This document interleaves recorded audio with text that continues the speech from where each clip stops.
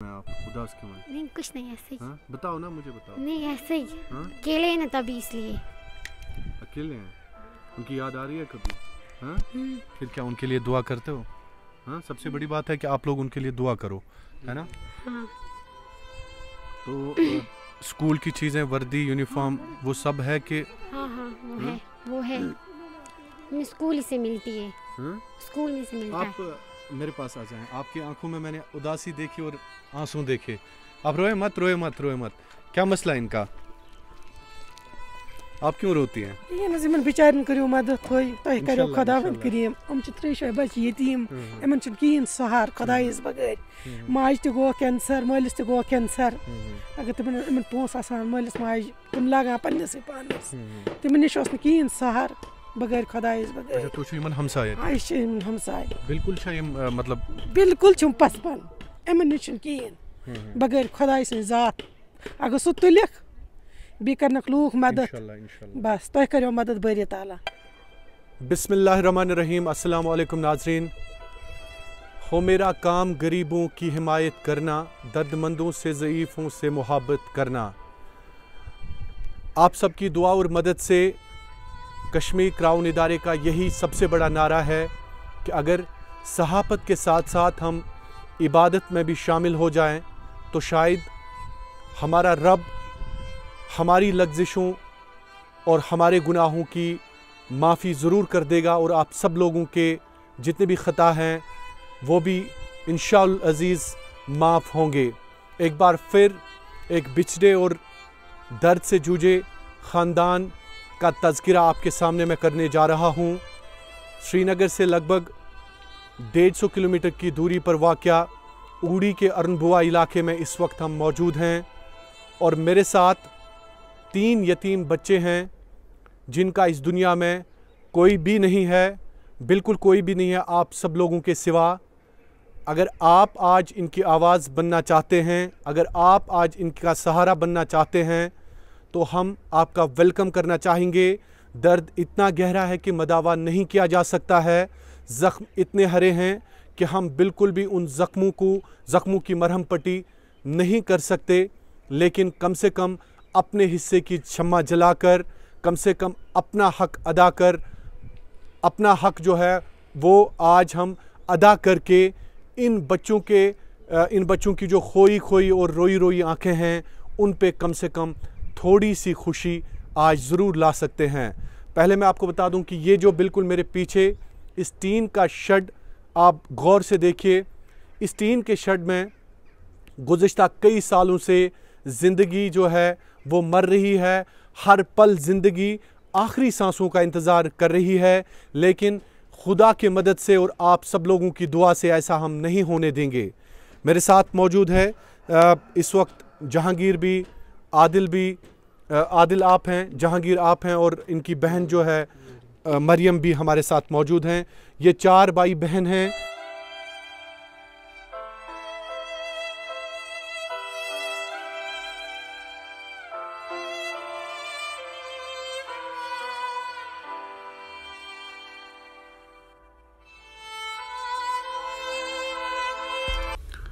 आज एक बार फिर इस मुक़द्दस और मुबारक महीने में हमें उड़ी के वो यतीम बच्चे याद आए जो शायद गुज़िश्ता कई सालों से हमारा और आपका इंतज़ार इस आस में कर रहे थे कि कोई ना कोई शायद उनका अपना किसी न किसी दिन उनके दर्द और दुख का मदावा करने ज़रूर आएगा। 3 भाई और उनकी छोटी बहन मरियम जिनकी उम्र 14 साल की है, काफ़ी दुख भरी ज़िंदगी आज तक गुजार चुके हैं। इनके वालिदैन का इंतकाल कई साल कबल हुआ और ये बच्चे दर दर की ठोकरें खाने पर मजबूर हो रहे हैं। हम 3 भाई एक बहन है। यहाँ में कोई पूछने वाला नहीं है। यहाँ में हम है ना, अब है ना, हम आज आए आप। यहाँ पहले कोई नहीं आता था, आज आए। अच्छा। और यहाँ पे हम स्कूल जाते थे, हमें पढ़ने आ गए। तो मैंने सुना आप मजदूरी भी करते हो, स्कूल भी जाते हो, क्या सच है? जी हाँ करते हैं, मजदूरी भी, काम भी करते हैं। अच्छा, काम भी करते हैं। जी। तो ये जो कपड़े अभी आप कहाँ थे? सर्विस स्टेशन पे थे? जी हाँ। फिर अपने भाई बहन का पेट पालते हैं आप? जी, और क्या करें। क्या एज है आपकी? 18 16 17 साल। 16 साल। जी जी। ठीक है ठीक है। किस क्लास में पढ़ते हो? 9th क्लास में। अच्छा 9th क्लास में। ठीक है ठीक है। मरियम आप मेरे पास आ जाएं यहाँ पे। आप मुझे बताएं कि कैसे मामा पापा की डेथ हो गई? बीमार थे तभी। हाँ हाँ हाँ। पहले मम्मी थी बीमार, उसके बाद उनकी डेथ हो गई थी। उसके बाद पापा था बीमार, फिर उनकी भी डेथ हुई थी। अच्छा उनकी भी डेथ हाँ। हो गई थी। उसके बाद तो एक आपकी एज क्या थी तब? उस वक्त मेरे एज 8 साल थी। 8 साल की। अभी कैसे आप पढ़ते हैं? हाँ हाँ हाँ, कहाँ? या उस स्कूल में, गवर्नमेंट स्कूल में। अच्छा गवर्नमेंट स्कूल में। तो नाज़रीन किराम, इस सफ़र को आगे बढ़ाते हुए, नेकी के इस सफ़र को आगे बढ़ाते हुए हमने ये मुनासिब जाना कि इस गांव के जो इमाम साहब हैं, जो यहीं पे लोकल मस्जिद में नमाज भी पढ़ाते हैं और दर्स भी देते हैं नेकी का, हमने ये सोचा कि अहमद मुख्तार साहब हाफिज़ कुरान हैं, उनसे हम जानने की कोशिश करेंगे इन बच्चों की जो हालत है, इसके हवाले से वो क्या कहना चाहेंगे हमें। अहमद मुख्तार साहब अस्सलाम वालेकुम रहमतुल्लाह। वालेकुम सलाम। अस्सलाम वालेकुम जी। तो आपको हमने इसलिए तकलीफ़ दी यहाँ पे आने की कि अरुण बुआ के इस इलाके में ये 4 यतीम बच्चे, शायद इनका बड़ा भाई जो 18 साल का हमने सुना। मुझे बताएं कि क्या हुआ है इसके पीछे? देखो सर, एक तो इंसान के सामने ही सब कुछ है, आप भी देख सकते हैं कि यहाँ के हालात पूरे गांव से भी पूछ सकते हैं। और दूसरी बात ये है कि गरीब की मदद करना ये हमारे दीन का पहला काम है। बिल्कुल है नहीं कि अल्लाह के नबी सल्लल्लाहु अलैहि वसल्लम ने फरमाया कि सहाबा से कि तुम्हारे घर में कोई भी आए तो उसको हाँ अल्लाह के लिए मांगने, तो उसको खाली हाथ लौटाओ मत। नहीं तो कहने की बात ये है कि ये जो बच्चे हैं अभी पढ़ भी रहे हैं, खुद कमा भी रहे हैं, खुद अपनी पढ़ाई भी कर रहे हैं। छोटी बहन है दिन ब दिन हाँ बड़ी हो रही है और भाई जवान हो रहे हैं, तो रहने के लिए जगह नहीं है। सब कुछ आप देख रहे हैं, सब कुछ आपकी आंखों के सामने है। जब सर्दियों का मौसम आता है तो बैठने के लिए जगह नहीं होती, तो सोने की बात तो दूर है नहीं। तो कभी एक भाई के अपने रिश्तेदारों के जाता है, बहन यहाँ भाई यहाँ, तो बहुत दिक्कत होती है नहीं। तो बहुत गरीब है, न इनके वालिद हैं और न वालदा है नहीं। जो अल्लाह के है ना, हज़रत अली रज़ी अल्लाह ताला ने फरमाया ना, वालदेन ऐसा दरख्त है, अगर फल दे ना दे लेकिन साया ज़रूर देता है नहीं। लेकिन वो साया भी इन पर है नहीं। अगर फल ना देता तो साया ज़रूर दे, लेकिन साया भी नहीं है। अब जो करते हैं बेचारे, दिन को कमाता है भाई, घर लाता है, शाम को वही बैठ कर खाते हैं। और ना आगे इनके बारे में आपसे भी यही दरख्वास्त है कि पूरे आवाम से, जितने भी मुस्लिमीन सुन रहे हैं, मुसलमान लोग, तो सबसे यही दरख्वास्त है कि इनकी ये हाल देखकर हम सब इस बात पर मदद करने के लिए तैयार रहें। सरकार जो वालिदैन होते हैं यकीनन वो एक साया होते हैं, लेकिन ये साया अल्लाह का करना था। सब मुसीबतें जो हैं शायद एक आजमाइश होती हैं इंसान की ज़िंदगी में, लेकिन ये जो मासूम जाने हैं, अब इन मासूम जानों का साया वाकई अल्लाह रब्बुल इज़्ज़त ने या रब्बे ज़ुल जलाल ने शायद आप सब लोगों को बनाया है। शायद हमें ये तौफीक अता की है कि हम इनका साया बने। हम कम से कम जो इस वक्त इनकी सबसे बड़ी ज़रूरत है कि हमने ये इनिशिएटिव लिया है कि हम इनके लिए एक घर तामीर करेंगे, क्योंकि इनके पास बिल्कुल भी कुछ नहीं है, रहने की जगह नहीं है। थोड़ा सा मैं दिखा दूं अपने तमाम व्यूवर्स को। आप खुद देख सकते हैं कि ये जो दीवारें हैं, टीन की दीवारें हैं। सर्दियों में भी अपना गुजारा यहीं पे करते हैं। ये 4 बच्चे, एजाज़, जहांगीर, आदिल और मरियम जो इनकी छोटी बहन है। एजाज़ सर्विस स्टेशन पे काम करता है, इनके लिए कमाता है, 18 साल उनकी उम्र है। उसके बाद जहांगीर जो है वो भी कभी कभार मजदूरी करके अपनी बहन के लिए कमा के लाता है। और घर के जो थोड़े से अखराजात होते हैं, यहाँ पे बिल्कुल भी ज़िंदगी जो है काफ़ी सिसकियाँ ले रही है ज़िंदगी। हर रोज़ शायद यहाँ पे उस रब्बुल आलमीन का नाम लेती है, उस रब्बुल आलमीन को पुकारती है, जिस रब्बुल आलमीन ने शायद हमें इसलिए पैदा किया है कि हम कम से कम जो है हुकूकुल इबाद का ख्याल रखें। हुकूकुल्लाह तो शायद हमारा सबसे बड़ा हक है, लेकिन हुकूकुल इबाद पे भी हमें ध्यान जो है वो देना चाहिए। आज आपसे मैं एक बार फिर ये गुजारिश करता हूँ कि आप इन बच्चों के हवाले से आगे आके कम से कम इन बच्चों की जो हालत है, हम अपने हिस्से का जो हक है वो थोड़ा सा अदा करें, हम अपने हिस्से की जो शम्मा है उसको थोड़ा सा रोशन करें, क्योंकि चिराग बुझाने के लिए तो लाखों लोग हैं, लेकिन चिराग को शायद रोशन करने के लिए कुछ ही लोग इस दुनिया में होते हैं। सरकारें जालिम थी, सरकारों ने आज तक इन लोगों के लिए कुछ भी नहीं किया, इन गरीब लोगों के लिए, इन गरीब बच्चों के लिए। अगर सरकार ने शायद किया होता, कुछ स्कीमें ऐसी भी थी, यहाँ के MLA साहिबान, यहाँ के हुक्मरान इतने बेईमान हो गए थे, किसको कितनी फुर्सत थी वो आप खुद देख सकते हैं। यहाँ पे मुझे ये कहने में कोई हर्ज नहीं है कि उन्होंने आज तक इस दर पे आके इनकी हालत या इनका हाल कभी भी नहीं पूछा है। अगर इन बच्चों की हालत सुधारने के लिए आज कोई निकला है, आप लोग हैं। आप लोग वाकई आज इन बच्चों की हालत सुधारने के हवाले से हमने एक इनिशिएटिव जो लिया है उसका साथ आप ज़रूर देंगे। हम इंशाअल्लाह अज़ीज़ इनका घर तामीर करने के लिए हर वो मुमकिन कोशिश करेंगे जिस कोशिश की वजह से इनका घर एक बार आबाद हो जाए। ये नाबालिग 17, 16 और 18 साल की उम्र के भाई कभी मजदूरी करके अपनी बहन के लिए खुशियां लाने की कोशिश करते हैं, और कभी ये बहन अपने मासूम भाइयों को दिलासा देती है और ये कहती रहती है कि कभी ना कभी और किसी न किसी दिन सब कुछ ठीक होगा, लेकिन आज तक कुछ भी ठीक न हुआ। इन बच्चों के वालिद बशीर अहमद इलाज न मिलने की वजह से 2017 में इंतकाल करके इन मासूम बच्चों को इस दुनिया में छोड़कर चले गए, जबकि इन यतीम बच्चों की मां अफरोज़ा 2013 में इन बच्चों को छोड़कर चली गई। अब इन बच्चों के पास न कोई खुशी है और न ही जीने की कोई वजह। ऊड़ी के और उन बुआ से ताल्लुक़ रखने वाली ये मासूम जाने हर रोज़ तड़पती रहती है।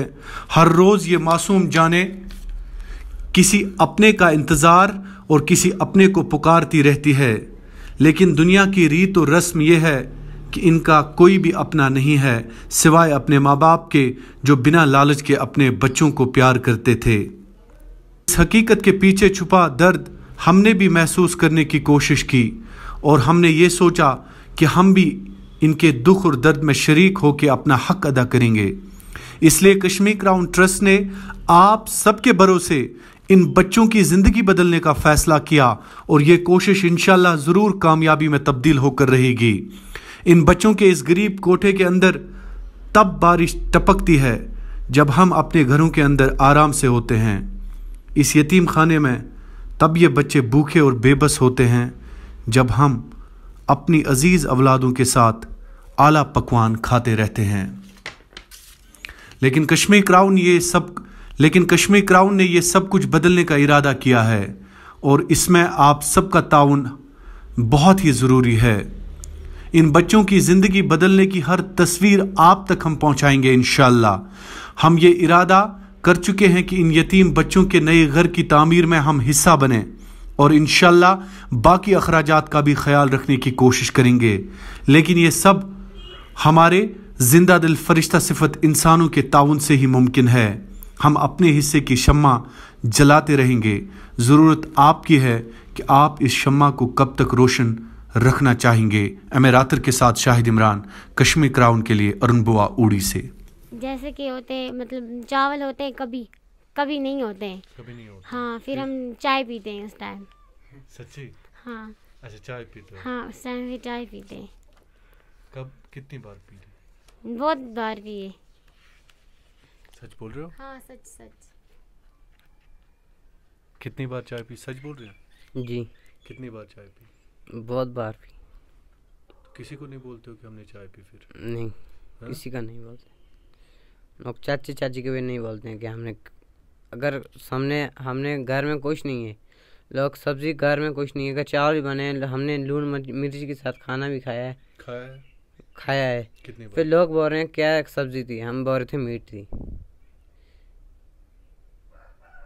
बहुत बार खाया है क्योंकि जब बोलो बोलो बोलो। क्योंकि जब हमारे भैया नहीं होते घर पर, फिर हमें करना पड़ता है मजदूरी दिन, कहीं भी काम मिल गया तो जाना पड़ता है काम करने के लिए। पढ़ने के बावजूद? बिना पढ़ने, फिर पढ़ेंगे कहाँ। किसी के साथ दिन में आए कर आएंगे, पैसा चार करेंगे कुछ काम। मरियम, चावल का जो है तो और किस किस चीज़ की प्रॉब्लम होती थी? और नहीं, और किसी की नहीं, कभी सब्जी की होती थी, कभी कभी। फिर क्या करते थे? फिर कुछ नहीं, ऐसे ही चाय पीते थे उस टाइम, या फिर लाते थे किसी के घर से, मतलब आंटी के घर से लाते थे, कभी ऐसे नहीं। मतलब जब आपको ज़्यादा मजबूरी होती? हाँ। वरना वरना क्या करते थे? वरना फिर नहीं, हम लाते नहीं थे, हम किसी से नहीं लाते हैं यहाँ से, जो होता है वही खाते हैं घर में। भूखे कभी सोए? सच याद? 1-2 बार सच में। कब? बहुत पहले, उस टाइम बहुत छोटे थे, भैया यहाँ पे नहीं था उस टाइम। ठीक। उस टाइम 1-2 बार। क्या कैसे सोए? उस दिन शायद चावल ख़त्म हो गए थे तभी, उस दिन। फिर? उस दिन पैसे भी नहीं थे हमारे पास, तभी उस दिन फिर हमने खाना नहीं बनाया था घर में। उस टाइम हम सोए थे। कौन कौन? मैं और ये मेरे एक भाई था। उस टाइम हम 2 ही थे घर पे, और ये भी नहीं थे मेरा भाई, बड़ा वाला भी नहीं था, हम 2 ही थे घर पे। छोटे? हाँ। फिर क्या किया? आपको याद है वो कब है? बहुत टाइम हो गया अभी। कैसे क्या हुआ था उस दिन? उस दिन नहीं, भैया भी नहीं था, ये दूसरा भैया भी नहीं था। काम पर भैया जाता है, ट्रक के साथ काम करता है, मजदूरी करना है, इसलिए भैया का फ़ोन शोन नहीं किया। नहीं, मैं इसने बोला था हम ऊपर से लेके आते हैं चाची के यहाँ, मैंने कहा नहीं, क्यों मांग के खाएं, इसलिए भूखा पेट सोचना। ये कब की बात है? हो जाएगा 2-3 साल। 2-3 साल। तो फिर कैसे किया आपने मैनेज? फिर हमने रात को नहीं खाया खाना, फिर हमने सुबह चाय बनाई थी, सुबह चाय पी थी। दूध कहाँ से लाया? दूध हम दुकान से लाते थे तो उस टाइम, फिर ऐसे ही दूध नहीं लाया था उस टाइम भी। फिर क्या किया था? फिर ऐसे ही कहवा बनाया था। अच्छा, कहवा बनाया था। हाँ। फिर रोटी के बगैर? रोटी के बिना।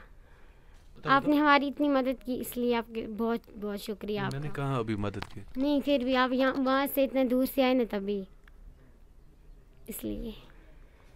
अब तो मेरी बहन है।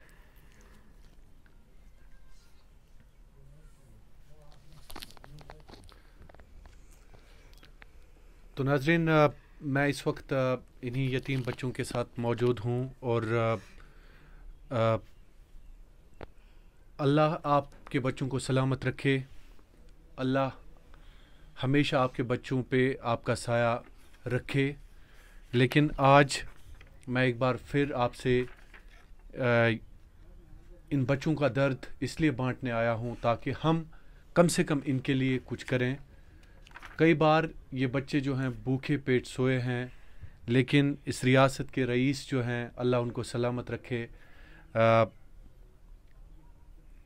पार्टीज़ होती हैं, बड़ी बड़ी पार्टीज़ होती हैं, लेकिन आज कम से कम ये एहसास हम सब में जगना चाहिए कि आप रोलो मत बेटा, मैं आपके साथ हूँ, आप मेरी बहन हैं, हैं?